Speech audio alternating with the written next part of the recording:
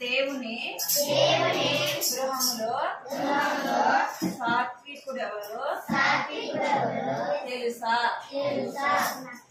దేవునికై తన ఘనతను విడనాడినది ఎవరో తెలుసా?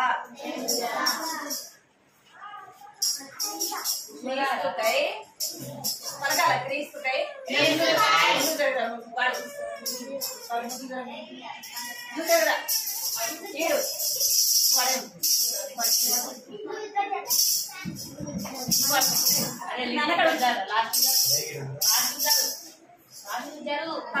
క్రీస్తుకై అవమానమును క్రీస్తులో బహుమానం పాడు పాడదాం సరేనా? వచ్చిన వాళ్ళు పాడండి. ఇక్కడ ఎక్కడ చూడాలి? దేవుని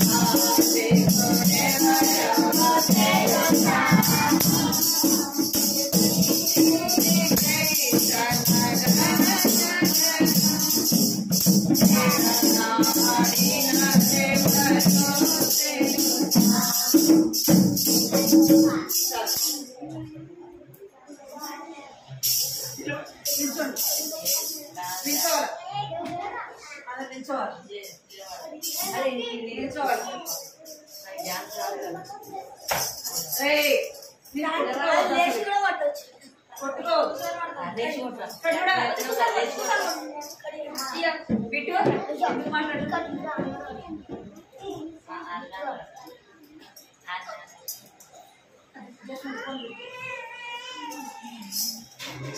పిల్లలను మేమందరమే పడతాం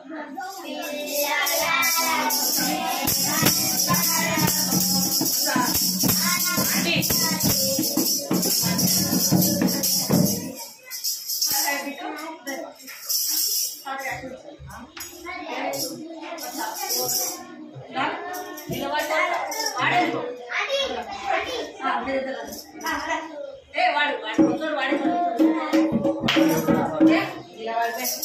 పిల్లలం మేమంతా వస్తారా నీకు వస్తారా గజన పిల్లలం పాట నేను పాట ప్రదర్శిస్తాను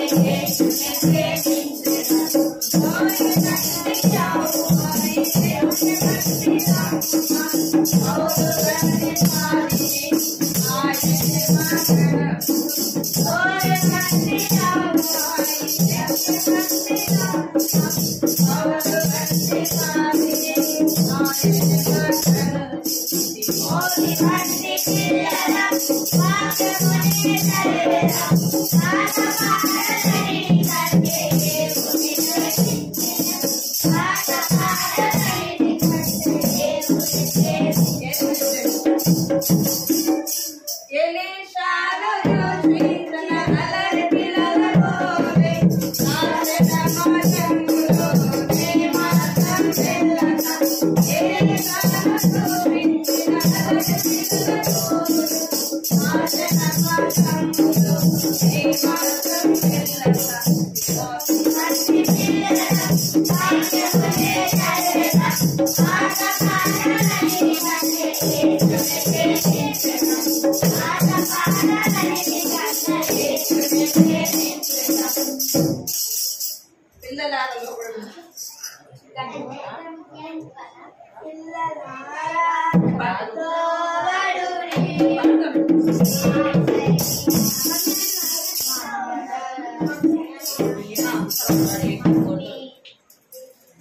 ఇక్కడ చూడాలా పాడాలి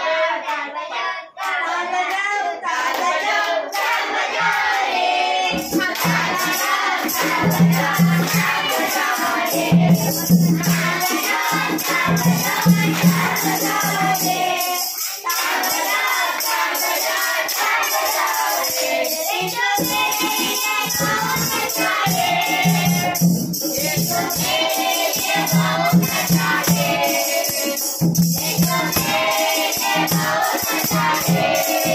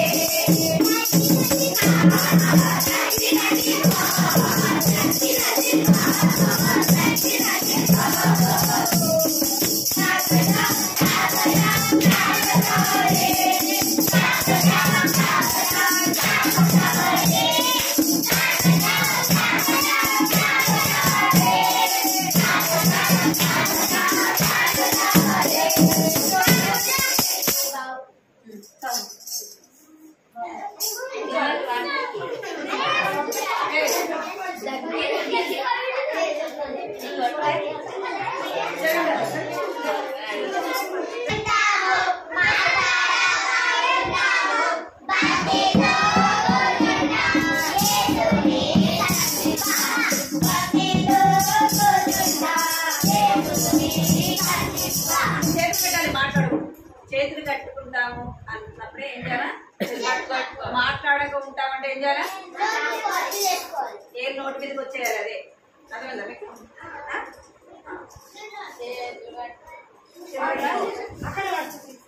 చివరిగా ఒక పాట పాడతాం. పదే పదే మాట చేతులు కట్టుకోవాలా? చేతులు కట్టుకోవాలి. నోట్తోనే పాడాలి. అర్థమైందా? మీ దగ్గర బైబిల్ లేదు కదా? బైబిల్ ఉన్న వాళ్ళే బైబిల్ బయట, బైబిల్ లేని వాళ్ళు చేతులు కట్టుకోవాలి. సరేనా? బైబిల్ ఉన్నది వాళ్ళే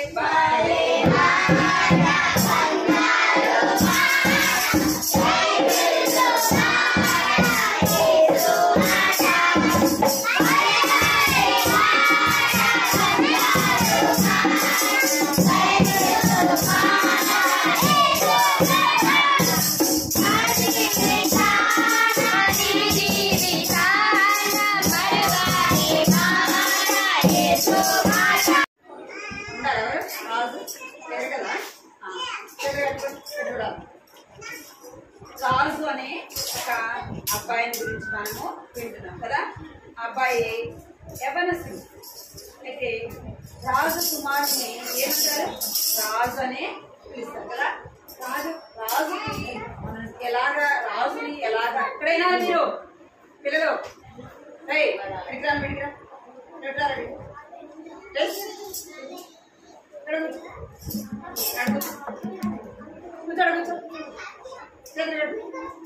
ఇక్కడ చూడండి. రాజు చూసారు ఎక్కడన్నా? రాజు చూసారా? చూడలే కదా. మరి ఇప్పుడు చూద్దాం రాజుని. మీరు ఇక్కడ చూడాలి. రాజు మీరు ఎవరు చూడలే కదా? యేసు ప్రభు ఎవరంట? రాజులకు రాజు, ప్రభులకు ప్రభు. ఆయన సర్వాధికారం కలిగిన దేవుడు. అర్థమైందా? మనము ఎవరి పిల్లలమంట? యేసు ప్రభు పిల్లలము. అంటే ఆయన రాజు అయితే మనం ఎవరము? యువరాణి కదా. రాజు కొడుకుని ఏమంటారు? కొడుకునైతే యువరాజు అంటారు. కూతురునైతే యువరాణి అంటారు. అంటే రాజుకి ఎలాంటి ఘనత ఉంటుందో ఆయన పిల్లలకు కూడా అలాంటి ఘనతే ఉంటది కదా. అవునా కదా? మన దేవుడు ఎలాంటి వాడంటే, మీరు ఎందుకు మాట్లాడుతున్నారా? పిల్లలే మాట్లాడుతున్నారు. కొంచెం సైలెంట్ ఉండండి. కొంచెం సైలెంట్ ఉండండి. ఇక్కడ రాజుకు ఎంత ఘనత అయితే ఉంటుందో వాళ్ళ పిల్లలకు కూడా అదే ఘనత ఉంటుంది. ఎందుకు అంటే రాజును పోలి ఉంటారు కాబట్టి వారికి అలాంటి ఘనత ఉంటుంది. మనం ఎవరి పోలికలో ఉన్నామంట? ఎవరి పోలికలో? దేవుని యొక్క స్వరూపంలో, దేవుని యొక్క పోలికలో మనం ఉన్నాం. నీవు, నేను, మనం అందరం కూడా దేవుని స్వరూపంలో దేవుడు చేసుకొచ్చాడు కదా. దేవుడు పోలికలో మనం సృజించినాడు. అయితే మనము ఎలా ఉండాలంట? రాజులాగా, రాణిలాగా జీవించాలి. రాజకుమారుడు దాసుడుగా ఉంటాడా? రాజకుమారుడు చెప్పినట్టు దాసుడు పని చేయాలన్నా? దాసుడు చెప్పినట్టు రాజకుమారుడు చేయాలన్నా? రాజకుమారుడు చెప్పినట్టు రాజకుమారుడు ఏం చెప్తాడో ఆ పని వాళ్ళు ఏం చేయాలా? దాసుడు చెయ్యాలి. వారు ఎంత పెద్దవాళ్ళైనా ఏం చేయాలి? వారు చెప్పింది చేయాలన్నమాట. అయితే దేవుడు మనని ఒక రాజులాగా, ఒక రాణిలాగా మనని ఈ భూలోకంలో ఉండాలని దేవుడు ఇష్టపడుతున్నాడు. అయితే మనం ఏం చేస్తున్నామంట? మనకు ముందుగా ఉన్న మొట్టమొదటి సృష్టింపబడిన వారు ఆదాము, అవ్వ. దేవుడు వారిని ఎలా ఊహించాడంట? వారు మహారాణిగా, మహారాజుగా అక్కడ ఏదోని తోటలో వారు ఎంతో స్వేచ్ఛగా వాళ్ళెంతో స్వేచ్ఛగా ఏదోని తోటలో తిరుగుతూ ఆ యొక్క వాళ్ళకి నచ్చిన పండు కోసుకొని తింటూ ఉండవలసిన వాళ్ళు ఏం చేశారంట? Very good. ఏం చేశారంట? తినొద్దన్న పండుని తిన్నారు. వాళ్ళకి ఏమొచ్చింది? పాపం వచ్చింది. ఏమొచ్చింది? ఆజ్ఞాతిక్రమమే అంటే వారి మాట వినలేదు. వాళ్ళకి ఏమొచ్చిందంటే పాపము వచ్చింది. వారు అప్పటి వరకు ఏం చేసేవారంటే ఆ జంతువులు వారు చెప్పినట్టే వినేవి. ఇప్పుడు పులి, సింహం అని చెప్పినట్టు ఇంటయా? వాళ్ళని చూడగానే మనకి భయం వేస్తుంది కదా. అప్పుడు పులైనా, సింహమైనా, ఏ జంతువైనా సరే ఎవరు చెప్పినట్టు వినాలా? ఆదాము, అవ్వ ఏం చెప్తే అది. ఎప్పుడైతే వారిలో పాపం వచ్చిందో ఇప్పుడు అవి వాళ్ళ మాట వింటాయా? వాళ్ళు దేవుని మాట విన్నారా? వినరా? ఇప్పుడు వాళ్ళ మాట వింటాయా? వినరు. అంటే వాళ్ళకి ఏమొచ్చిందంటే పాపము వచ్చింది. ఇప్పుడు వారు దేనికి దాసులు? ఆదాము, అవ్వ దేనికి దాసులు? పాపానికి దాసులు. మరి ఒకసారి పాపము మన హృదయంలోకి వచ్చిన తర్వాత అది మనము ఏం చేయలేము, పోగొట్టుకోలేము. అర్థమైందా? పాపాన్ని మనము తీసివేసుకోలేము. దేవుడిని ఎవరు చూస్తారు? పోయిన వారం చెప్పిన దేవుడిని ఎవరు చూస్తారు? ఎలాంటి వారు చూస్తారు? హృదయ శుద్ధి గలవారు ధన్యులు, వారు దేవుని చూచెదరు. ఎవరు చూస్తారంట దేవుణ్ణి? ఎవరైతే హృదయాన్ని శుభ్రపరుచుకుని స్నానం చేసి ఇక్కడ వినాలి. మీకు అర్థమయ్యే విధంగా చెప్తే ఇక్కడ వినాలి. మీరు 2 రోజులు స్నానం చేయలేదు అనుకోండి, అర్థమైందా? 2 days స్నానం చేయలేదు, స్కూల్కి వెళ్ళారనుకోండి, మీ పక్కన ఏమైనా కూర్చోండిరా? ఏమైతుంది? స్మెల్ వస్తుంది. మీ దగ్గర ఎవరు కూర్చోరు. అర్థమైందా? మీ దగ్గర ఎవరు కూర్చోరే, నువ్వు వెళ్ళి దూరం కూర్చోపోరా అంటారు. అర్థమైందా? ఎంత ఫ్రెండ్స్ అయినా మన దగ్గర ఎవరు కూర్చోరు. అంటే పాపం కూడా అలాంటిదే. పాపం కూడా అంతకంటే ఘోరమైనది. ఇది చేతులు కట్టుకొని నోటి ఇక్కడ కూడా మన పాపము అంతకంటే కూడా ఘోరమైనది. హృదయము అన్నిటికంటే మోసకరమైనది. అది ఘోరమైన వ్యాధి కలది. అంటే మన పాపం మనలోకి వచ్చిన తర్వాత దాన్ని మనం ఎప్పుడు కూడా పోగొట్టుకోలేము. అర్థమైందా? ఇంకా మనం పాపం మనం తీసివేసుకోలేము. ఏం చేయలేము? ఇక్కడ చదువుతారా మీరు ఎవరైనా? ఇక్కడ చదవండి ఎవరైనా. దేవుని దృష్టి యందు మన నీతి క్రియ క్రియలన్నీ పలకండి. దేవుని దృష్టి యందు మన నీతి క్రియలన్నీ మురికి గుడ్డల వలె ఉన్నవి. ఇక్కడ మనము మన యొక్క మంచి పనులు ఇక్కడ చూడాలి. మన హృదయంలో దేవుడు లేకుండా మనం ఎన్ని మంచి పనులు చేసినా అవన్నీ దేవుని దృష్టికి ఎట్లున్నాయంట? మురికి పేరుకి తెలుసా మీకు? తెలుసా మురికి పేరుకి అంటే ఏం చెప్పండి? మనం స్టవ్ దగ్గర కిచెన్ లో స్టవ్ దగ్గర వాడుకుంటాం కదా, అది ఎట్లా ఉంటుంది చూసారా మీరు ఎప్పుడన్నా? వంట చేసే దగ్గర మమ్మీ దీక్ష వాడు దించుకుంటుంది కదా, ఎట్లుంటది? చాలా మురుగుగా ఉంటది కదా, అవునా కదా? దాన్ని తీసి మనం చూసుకుంటామా? అది ఎట్లా ఉంటది? చాలా మురిగ్గా ఉంటది, వాసనగా ఉంటది, దాన్ని ముట్టుకోవడానికి కూడా ఇష్టపడం. ఇక్కడ కూడా మీరు అట్లనే మన యొక్క దేవుని దృష్టికి మన నీతి క్రియలన్నీ ఎలా ఉన్నాయంట? మురిగా వేలికలో. కొంతమంది ఏం చేస్తారంటే దేవుని సంతోష పెట్టాలని, దేవుని దగ్గరికి వెళ్ళాలని, మనం చనిపోతే మోక్షరాజ్యంలోకి వెళ్ళాలా అని ఏం చేస్తుంటారంటే మంచి మంచి పనులు చేస్తుంటారు. చెప్పాలా మీకు? తెలుసా మీకు? ఏం చేస్తారు? గుళ్ళ దగ్గర పాల అభిషేకం చేస్తుంటారు, ఇంకా అన్నదానాలు చేస్తుంటారు, లేని వాళ్ళకి డబ్బు దానం చేస్తుంటారు, ఇంకా లేని పేదవాళ్ళకి ఏం చేస్తారంటే బట్టలు ఇస్తూ ఉంటారు. అంటే అవన్నీ మంచివి. మనం చేసే క్రియలన్నీ మంచి క్రియలు, దేవుడు ఇష్టపడతాడు అని అవన్నీ చేస్తుంటారు. అవన్నీ ఎలా ఉన్నాయంటే దేవునికి ఇష్టమైనవి. ఇంకా ఏం చేస్తుంటారంటే పుణ్యక్షేత్రానికి వెళ్ళి ఏం చేస్తుంటారు? చెప్పండి. గుళ్ళ దగ్గరికి వెళ్ళి ఏం చేస్తుంటారు? గుడి దగ్గర ఇంకా స్నానాలు చేయటము, ఆ గుడి చుట్టూ తిరగటము, అవన్నీ చేస్తే దేవుడు ఇష్టపడతాడు, దేవుడు సంతోషపెట్టచ్చు అని సరిగుజోలే అని ఎన్నెన్నో చేస్తారు. అవన్నీ కూడా మనం దేవుడు ఇష్టపడడు. కింద పలకండి. మీరు వెలుపల శుద్ధి చేయుదురు గాని మీ అంతరంగము చెడుతనముతో నిండి ఉన్నది. మన హృదయంలో పాపం ఉంటది. ఇక్కడైనా మన హృదయంలో ఏముంది? పాపం. అయితే మనం ప్రతిరోజు ఏం చేస్తున్నాం? స్నానం చేస్తాం కదా, ప్రతిరోజు స్నానం. అంటే లోపల హృదయాన్ని కడుక్కోం కానీ పైన అయితే ఏం చేస్తుందో రోజు స్నానం చేస్తాం. దేవుడికి ఏది ఇష్టము? మన శరీరం ఇష్టమా, మన ఆత్మ ఇష్టమా? మన హృదయము శుద్ధిగా ఉండాలి. అర్థమైందా? అట్లానే స్నానం చేయకుండా మన శరీరాన్ని మనం ఎలాగ శుభ్రం చేసుకుంటాము. బిట్టు నేను కొడతా, నేను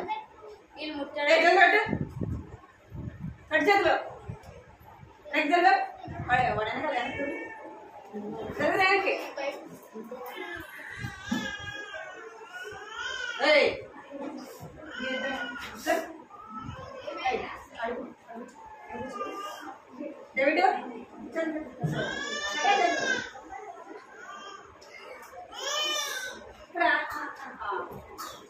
ఏమంటా మనము వేసుకోలేము.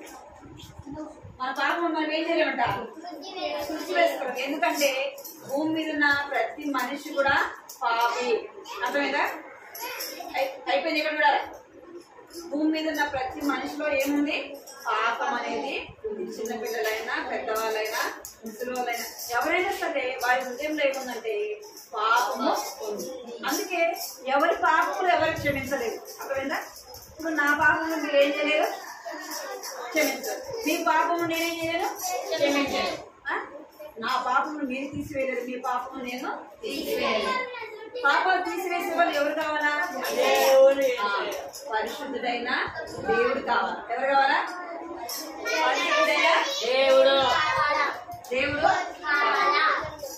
పాపం లేని వ్యక్తి కావాలి. పాపం లేని వ్యక్తి ఎవరంటే యేసు ప్రభు. ఎవరు పాపం లేని వ్యక్తి? ఎవరు?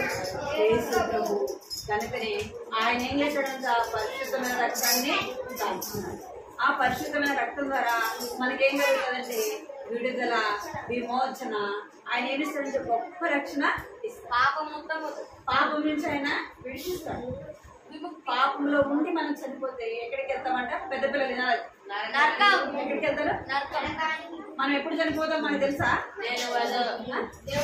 మరి మీకు యేసు ప్రభు తెలుసా తెలీదా? యేసు ప్రభు నిజమైన దేవుడు అని తెలుసా? మరి ఎప్పుడైనా సరే మోకరించి యేసయ్య నేను పాపిని, నా పాపాలు క్షమించు, నా హృదయం దగ్గర యేసయ్య అని అడిగారు ఎప్పుడైనా? అడిగినారా? అడిగినారా? అబద్ధం చెప్పొద్దు. అడిగినారా? అడగకపోతే ఇప్పుడే ఈ క్షణం ఏం చేయాలి? యేసయ్య నేను పాపిని, నా పాపాలు క్షమించు, నీ రక్తంతో కడుగు అని అడగదు. ఎందుకు? ఆంటీ నేను ఇంకా చిన్న పిల్లోనే. కట్టుకున్నట్టు మీరు అందరూ వేసుకోవాలి. ఏం చేయాలంటే మనం ఎప్పుడు చనిపోతామో తెలియదు. మనం అనుకుంటాం ఆంటీ నేను చిన్న పిల్లడు కదా, నేను ఇంకా నా చిన్న వయసే కదా, ఇప్పుడు ఎందుకంటే వేసుకొని నమ్ముకునేది, నేను పెద్ద అయినా నమ్ముకుంటా అంటే అన్నా అనుకోండి. మనం ఎప్పుడు చనిపోతామో ఎందుకు అంటే ఈ మధ్యనే మనం ఎన్నో చూస్తున్నాం చెప్పండి. యాక్సిడెంట్లు ఎన్నో చూస్తున్నాం. బస్సు ఏమైపోయింది? బస్సు ఏమైపోయిందంటే క్షణాల్లో బస్సు కాలిపోయింది. బస్సులో ఉన్న వాళ్ళందరూ కూడా చిన్న పిల్లలు, ఇద్దరు చిన్న పిల్లలు, ఒక పాప ఒక బాబు ఏమైపోతారు? వాళ్ళ మమ్మీ వాళ్ళ డాడీతో పాటు ఇక్కడ వినాలి మీరు. వాళ్ళ మమ్మీ వాళ్ళ డాడీతో పాటు ఏమైపోయాలి? ఇంకా ఒక పాప, చిన్న పాప, నెలల పాప ఏమైపోయింది? బస్సులో కాలిపోయింది. ఈ మధ్య మనము ఒక వారం కంటే ముందే ఏమైపోయారు? లారీ గుద్దింది.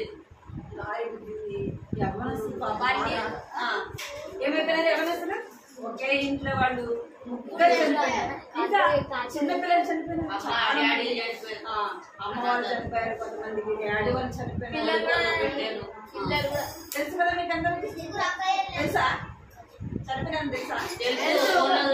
మరి చనిపోయానని తెలిసినప్పుడు మీకు భయం ఉందా లేదా? లేదు కదా, మీకు భయం లేదు కదా.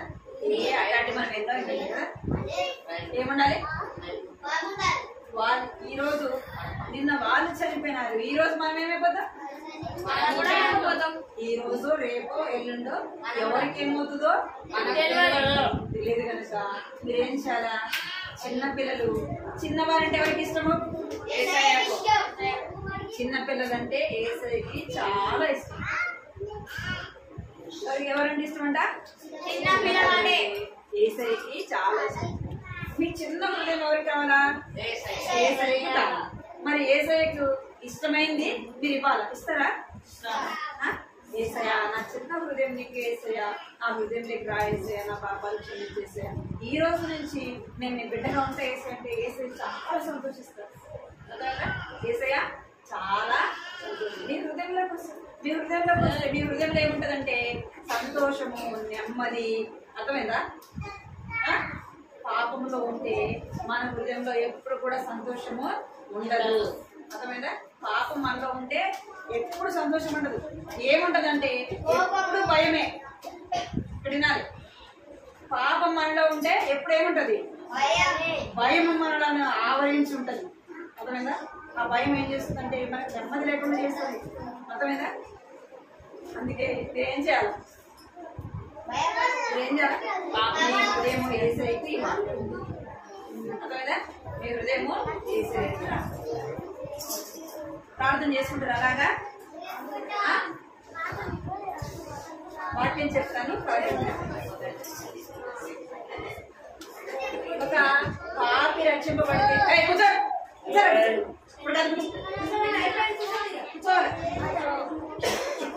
మన పాపములు మనం ఒప్పుకుంటే యేసయ్య ఏం చేస్తారంటే చాలా సంతోషిస్తారన్నమాట.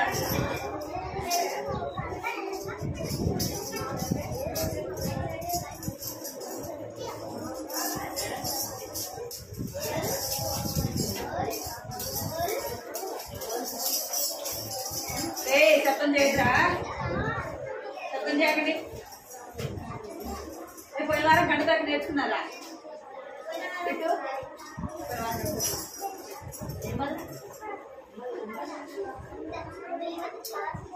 పలకండి, గంట దాకా పలకండి. అయ్యో నేనెంత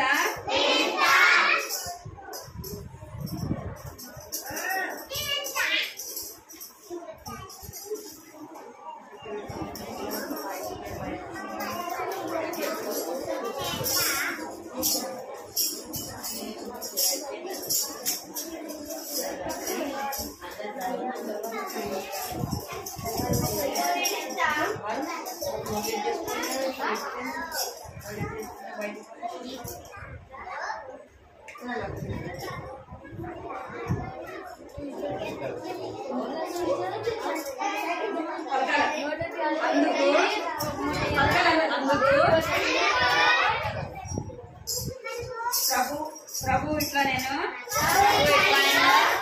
పరిచయులైన మీరు ఎన్నయు పల్లెమును వెలుపల శుద్ధి చేయుదురు గాని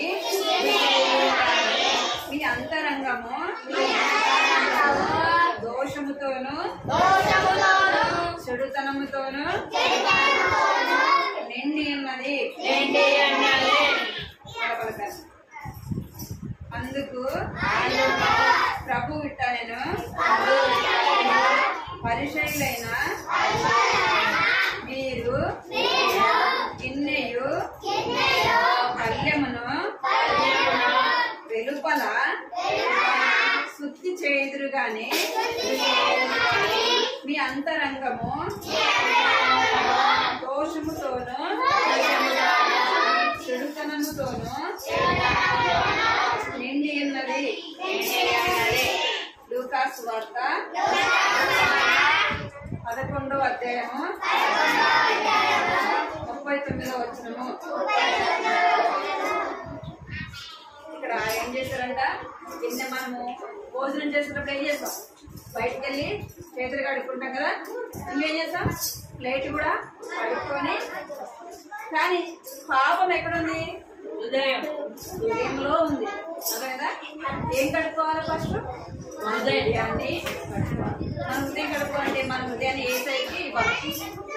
ఏసై ఏం చేశాడంటే మన పాపములు ఆయన క్షమించి ఆయన అడిగి శుద్ధి చేస్తాడు. మోకరించండి, ప్రార్థన చేద్దాం.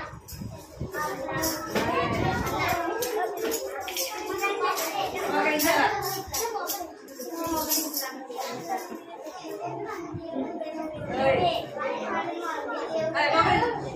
మీరు ఎందుకు మాట్లాడుతున్నారు?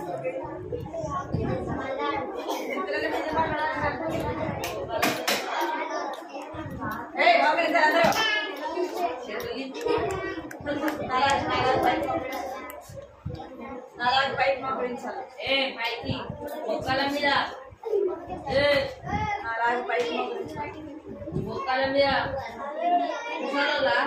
మాట్లాడదు. 1 అంటే మోకాల మీదకి రావాలి, 2 అంటే చేతులు జోడించాలి, 3 అంటే సెంటర్ రావాలి. 1 2 3 అందరూ కృపా ప్రేమ తండ్రి దేవా